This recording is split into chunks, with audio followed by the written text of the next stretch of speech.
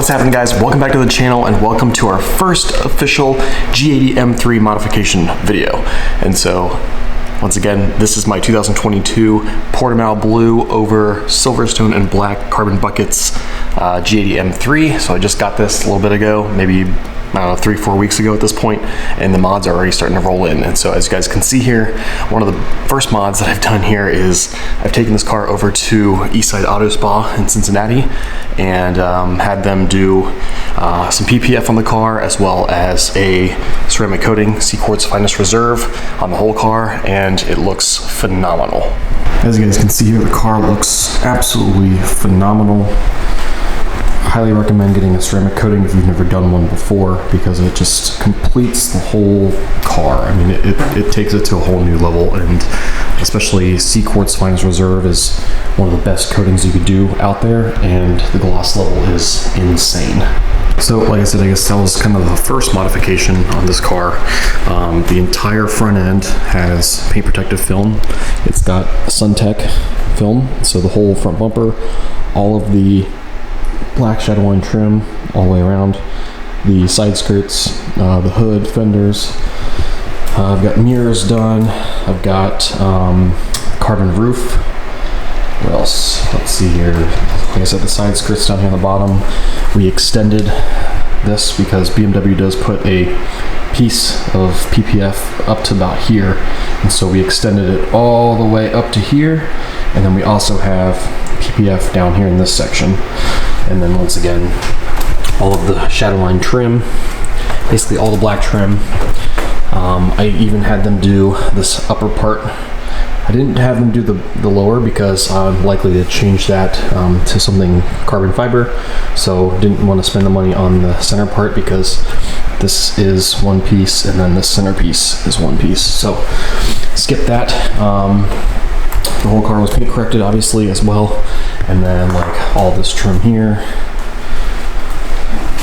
B-pillars, and then they also did some window tint. So we've got 20% tint, and the windshield actually has 50% on it as well. And if you guys couldn't tell, we've got ample lighting in here. Oh, the headlights are done too. We've got some ample lighting in here. Went ahead and installed some lights here in the garage, so we can have some proper lighting and do some proper videos. Also, the kidney grills, actually, they ended up PPFing every single slat on the grills here too. So forgot to mention that, but in addition, they went inside here and cleaned up all of the leather, and then they did a C-Quartz leather coating on it as well. I was a little bit worried about, you know, these Silverstone seats getting dirty, so they cleaned them up, and they should have some protection on there for quite a while. So everything's looking real nice.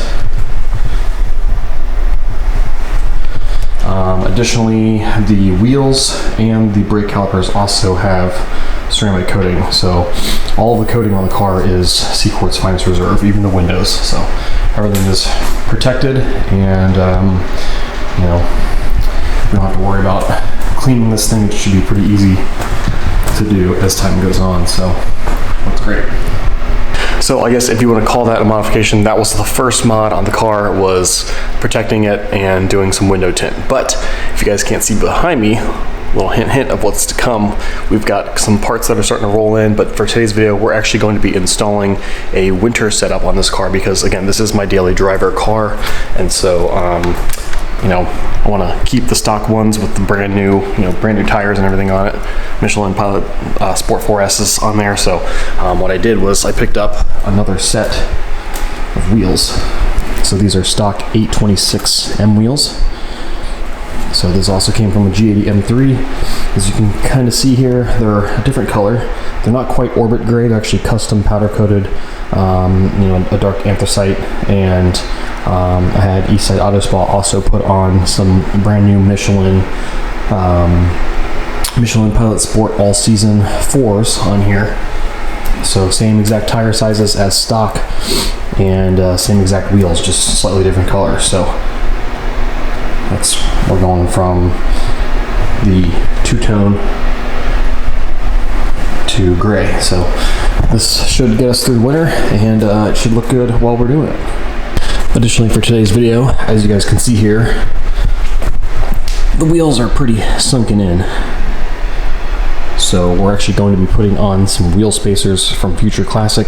I've got 15mm spacers to put on the front and 15mm spacers to put on the rear. And so we're gonna flush these out a little bit and make this look a little bit better.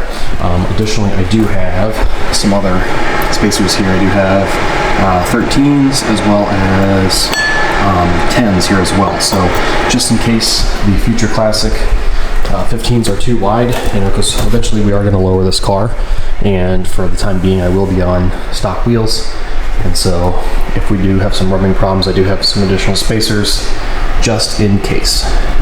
So that's what we're doing in today's video.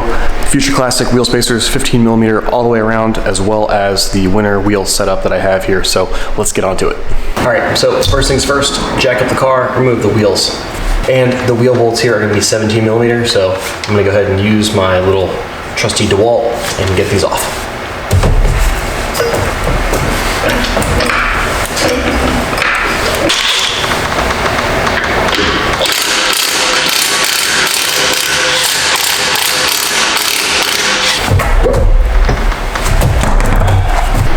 And here's a quick comparison of these two wheels. So again, same style, 826M, just two different colors. Same exact tire sizes as well. So this is going to be a 275/35 19 in the front, and then a 285/30 20 in the back. Okay, so once again, Future Classic 15mm spacers in front and rear. I'll go ahead and open these up and show you guys what we have inside.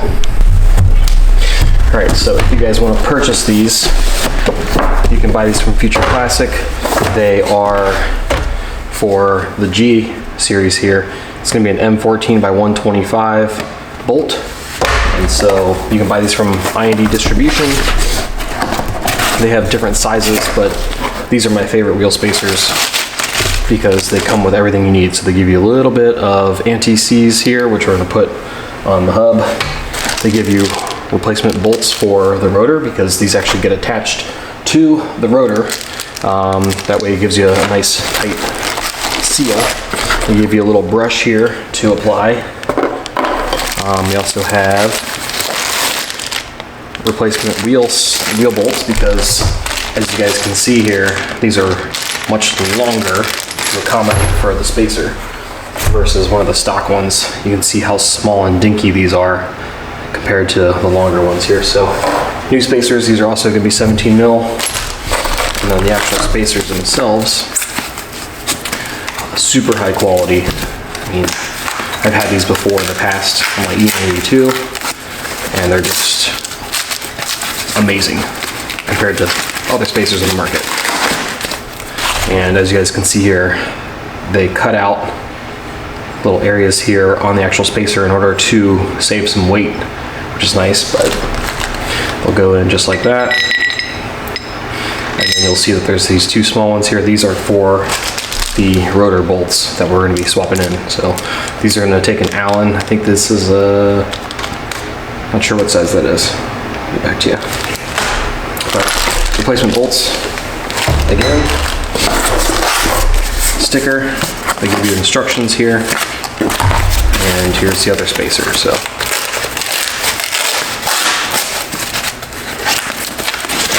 there we go. Super nice, high quality, good stuff. Highly recommend. On the actual rotor, you'll see that there are these two Allens right here. So this is going to be a 5. Let me see here. Yep, a 5. So it's going to sit just like that, one on each side. So you're going to go ahead and take those two off because that's what we are replacing with. We're going to replace with these longer ones because, like I said, these will actually sit onto the hub and get bolted down onto the hub to have proper fitment. The good thing about doing this way is you minimize any type of weird vibrations and things like that. And so they do give you longer bolts to replace them with. So I'm gonna go ahead and do that. And these aren't torqued on here very hard. It is helpful if you've got someone that sits in the car and holds the brake down for you, but if not, just give it a jolt. There you go. So the rotor is going to spin, obviously, but if you give it a nice hard jolt, come right out. So you can see size difference between these.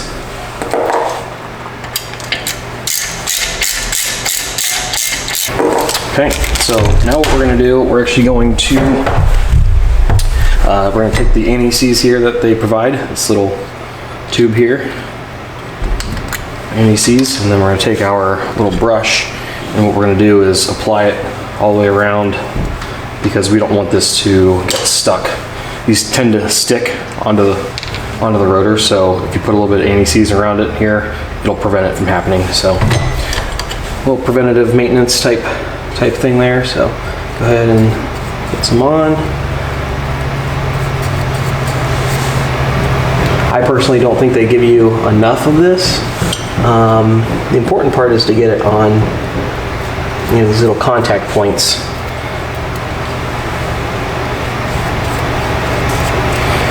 So it's nice that they give you a whole all-in-one type kit with everything that you need. So we're just gonna paint it on just like that.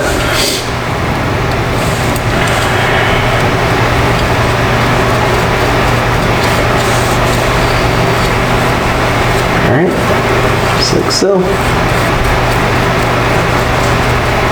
The good thing is, if they happen to get stuck, there's methods that you can use in order to get them back off. But here we go. And see, they only give you that much for both this, you know, and the other side. So I'm not gonna have enough, in my opinion. So it's always good to have some anti-seize on hand. So I'm actually gonna add a little bit more on here just to make sure we don't, you know, we've got proper coverage. So if you want to buy yourself some additional anti-seize lubricant, this is what I use. This is Permatex. You can buy this on Amazon, really large jar. I mean, this is a lifetime supply right here, but I mean, this will also get the job done, so same kind of idea. I'm going to put a little bit more down here, these contact areas, just like that. So. All right, now we can go ahead and put our spacer on. So just need to put it on here, line up our holes with the rotor bolts that we removed. Sit just like that. So you don't want to put it on too much because they do, you know, have these cutouts here for weight saving. So you can see that there's a little bit, you know, of anti-seize right there. I'm not really too worried about it, but if you wanted to, you can wipe that off just so it doesn't get everywhere. One other thing I do want to mention, when you're putting the spacer on, you want to make sure that these two line up, because it only goes in one orientation here. So you got to make sure that both of these holes are showing. Otherwise, you need to spin it around. Okay, so go ahead and put your new ones back in here. Again, same size.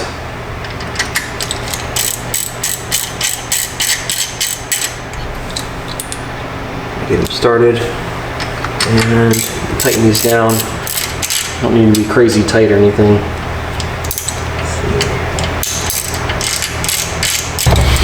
Okay. And then again,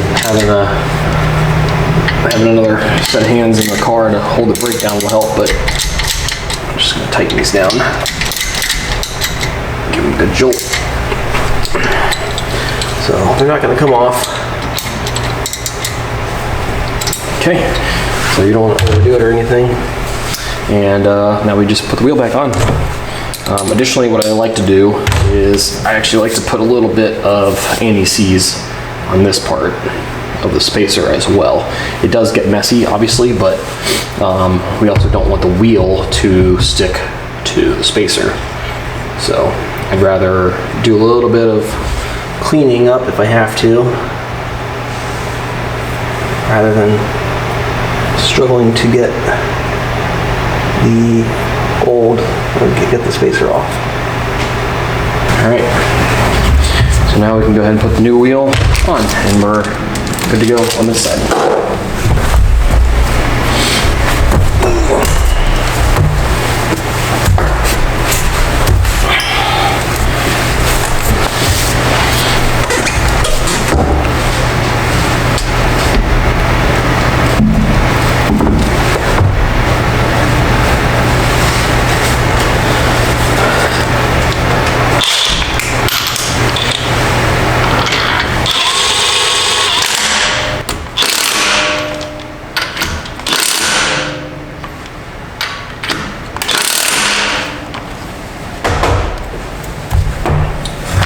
Alrighty, pretty simple install, as you guys can see. And what you want to do is torque these lug bolts down to 105 Newton meters, and we should be good to go. So I'm gonna go ahead and do that, but here's what they look like. Obviously the car's still in the air versus the stock. All right, so the driver's side front is done. The other three are gonna be the exact same, so I'm gonna go ahead and do that off camera, and then I'll come back to you guys and show you guys what it looks like. Driver's side is officially done. So that's what a 15 looks like in the front. I actually think you could probably go out a little bit more. But not sure if it's gonna rub on the inside. There's guys that are talking about rubbing problems on the inside fender liner, but this is on stock suspension, so. But if you look at the back looks crazy.